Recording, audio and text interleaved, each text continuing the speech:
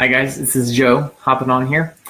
You know, many of you probably have kids or know someone who does have kids that suffer from ear infections. From the age of about 6 months to 10 months, almost about a year, kids can suffer from a whole lot of things that are due to immune system imbalances, which is ultimately nerve system related because that's what controls and coordinates the nerves that are the immune system. But kids go through a heck of a lot during that time period. And between the teething and a lot of times with these ear infections come up, and parents can get confused, and the only option really is either drugs or surgery. So they just get antibiotics or they get the tubes drained and all that stuff. So it can be very traumatic on these kids. And I wanted to explain a little bit about why we see this so often. See, the ears. Hi, Maggie. Happy to join you on. If you guys comment, just let me know where you guys are coming in from, and if you have any questions, definitely ask. So the top portion of the neck is called the upper cervical spine, where the brainstem sits.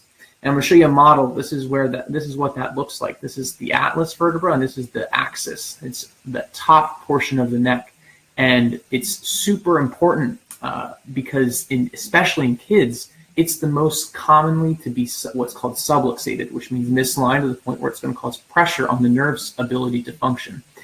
In kids in particular, this bone, the atlas, sits right here up at the top of the neck, and it is very close to what's called the eustachian tube. In the eustachian tube, it is this basically the ear canal, and it can cause, in kids, it's flat and it's short, which means it's going to be able to it pulls this fluid more readily than in adults, where eventually in adults it's going to drop down. So if there's tension on the muscles that attach to this top bone in the neck that attach to the ear canal or the eustachian tube, that's going to cause even more problems for these kids. So if the kids have a misalignment due to any sort of birth trauma to this bone, they're more than likely going to have these things like ear infections.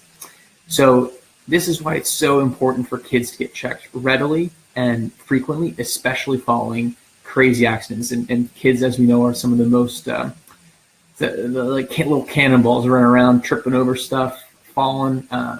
So that's why it's very important for them to get checked for subluxation and make sure that's corrected when necessary, so their nerve system is responding and adapting as effectively as it can. And for you moms and dads out there, you guys too. God knows dealing with some of these kids and their ear infections can probably cause you to get a little bit stressed out. So post in the comments if you have any questions, and I will look forward to seeing you guys in the next video. Thanks for joining.